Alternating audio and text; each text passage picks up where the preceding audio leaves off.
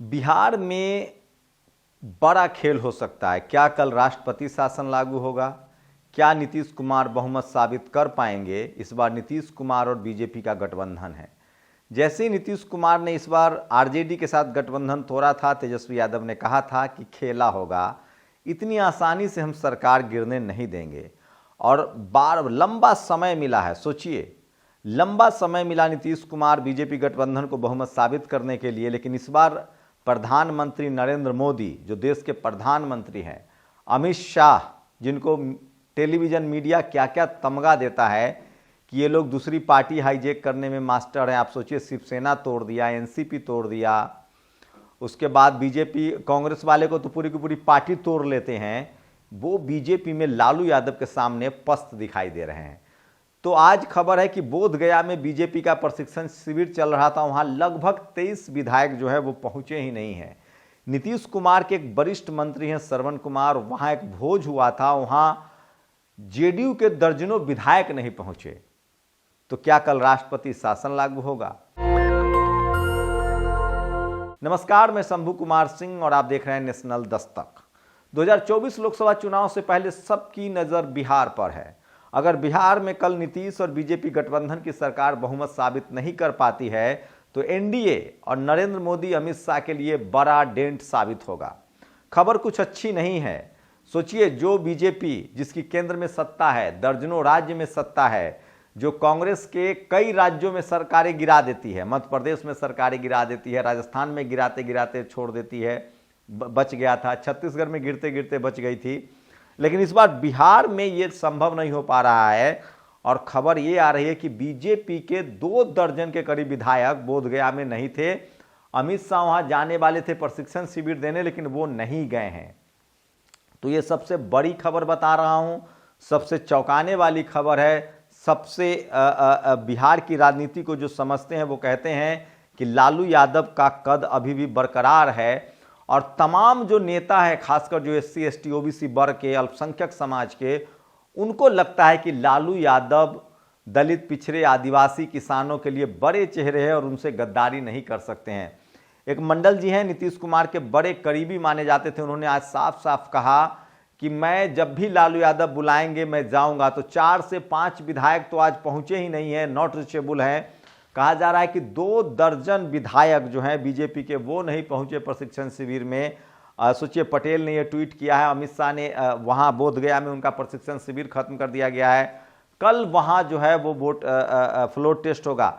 सोचिए, 1-2 बातें हैं जो कल क्या होगा तो समय बताएगा, लेकिन इस तरह के कयास लगाए जा रहे हैं। जैसे टीवी अखबार कयास लगाता है, तो अब सोशल मीडिया पर भी कयास लगाए जा रहे हैं कि बीजेपी के कुछ नेता, विधायक जो है वो नॉट रीचेबल हैं, लेकिन 79 के 79 विधायक आरजेडी के हैं, वो उनके साथ बने हुए हैं। ये बड़ी बात है। और कल नीतीश कुमार अगर नहीं आते हैं तो वहाँ क्या राष्ट्रपति शासन लागू हो जाएगा?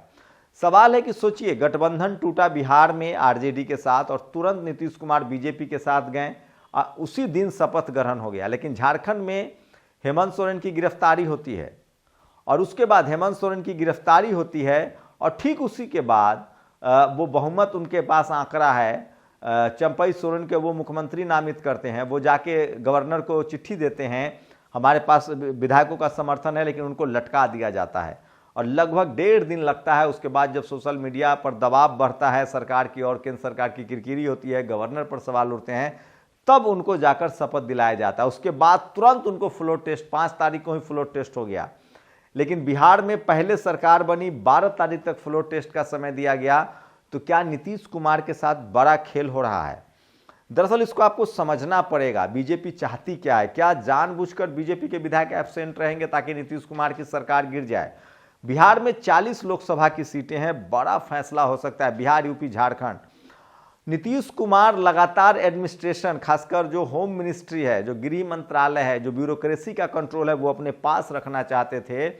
और बीजेपी इस मामले में कोशिश कर रही थी कि गृह मंत्रालय उसके पास हो, ब्यूरोक्रेसी का कंट्रोल उसके पास हो। नीतीश कुमार इसके लिए तैयार नहीं थे। अब सोचिए, अगर राष्ट्रपति शासन लग जाता है तो बिहार के सरकार का कंट्रोल केंद्र सरकार और गवर्नर के हाथ में आएगा, मतलब ब्यूरोक्रेसी के कंट्रोल में आ जाएगा। तो क्या नीतीश कुमार के साथ बड़ा धोखा हुआ है?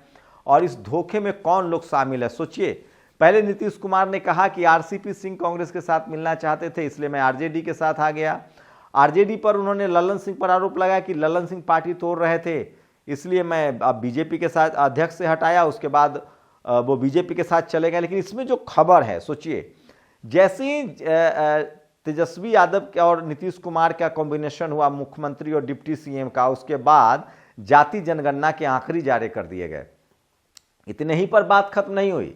नीतीश कुमार ने SC ST OBC का रिजर्वेशन बढ़ाकर 65% कर दिया। उसके बाद कहा जा रहा है कि जो जेडीयू में जो सवर्ण नेता थे, तमाम दलों के जो सवर्ण नेता थे, सवर्ण विधायक थे, उनको बहुत छटपटाहट थी, क्योंकि उनको सामाजिक रूप से वो बहुत जागरूक लोग हैं।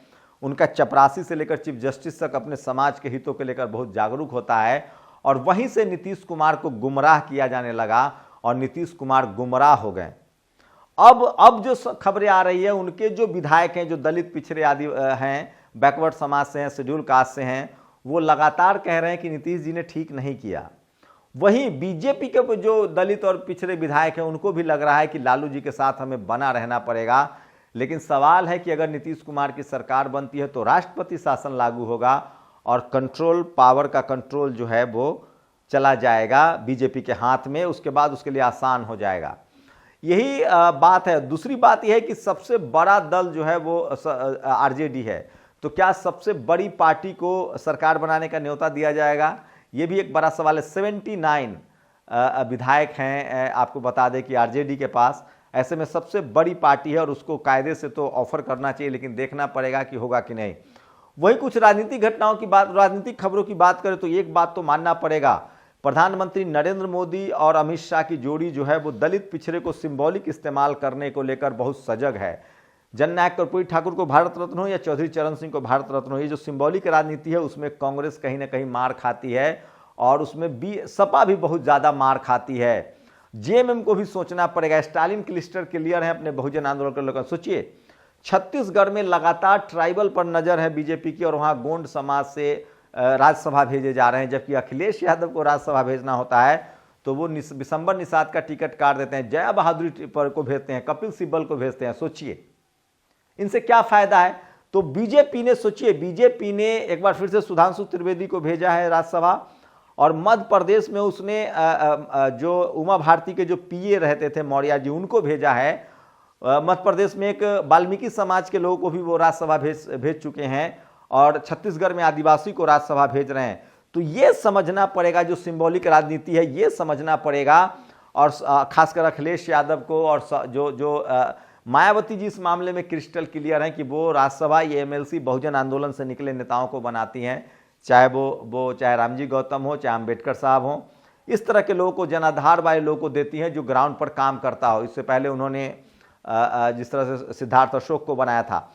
सपा इस खेल में, सपा सोचिए, जया बच्चन उनको कौन सा वोट दिला देगा? उसके बदले तो उनको निषाद समाज के लोगों को भेजना चाहिए, लोटन राम निषाद को भेजना चाहिए। सोचिए उनको कपिल सिब्बल कौन सा वोट दिला देता है। तो ये बड़ी गलतियां कर रहे हैं लोग। ये गलतियां तेजस्वी यादव भी कर रहे हैं। मनोज झा कौन सा वोट दिला देंगे अपने कम्युनिटी का?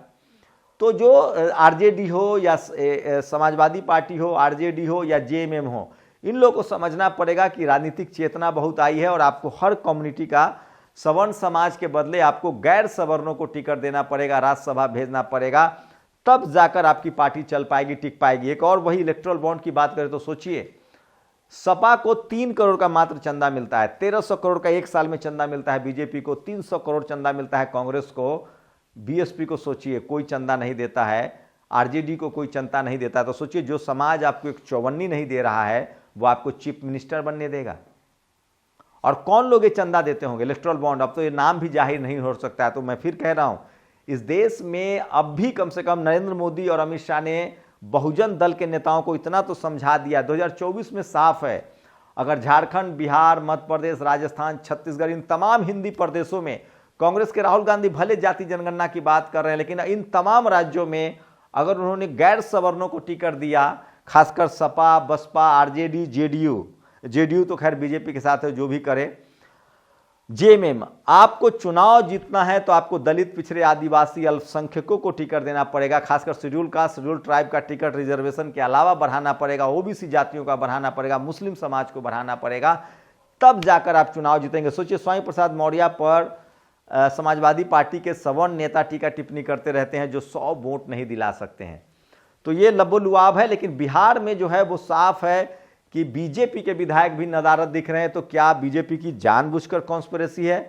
क्योंकि अगर ऐसा होता है तो नीतीश कुमार पहली बार मुख्यमंत्री पद से बेदखल हो जाएंगे और सत्ता सीधे सीधे नहीं, ऐसे छुइए चाहे घुमा के छुइए, सत्ता बीजेपी के पास चली जाएगी, राष्ट्रपति शासन लागू होगा। तो क्या नीतीश कुमार ने बिहार की बहुजन राजनीति पर कुल्हाड़ी मार दिया है?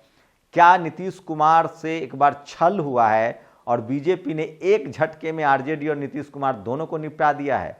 अगर राष्ट्रपति शासन लागू होता है तो यही लगा, अगर बीजेपी के विधायक नहीं आते हैं तो इससे यही साबित है कि सत्ता की चाबी अब बीजेपी के पास चली जाएगी।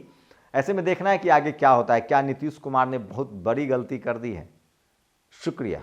नेशनल दस्तक की आपसे गुजारिश है कि अगर इसको बचाना चाहते हैं तो नेशनल दस्तक को सब्सक्राइब करने के लिए रेड कलर के सब्सक्राइब बटन को दबाएं, फिर बेल आइकन की घंटी दबाएं। नेशनल दस्तक को बचाने के लिए बहुत जरूरी है कि हर खबर को शेयर करें, लाइक करें, कमेंट जरूर करें।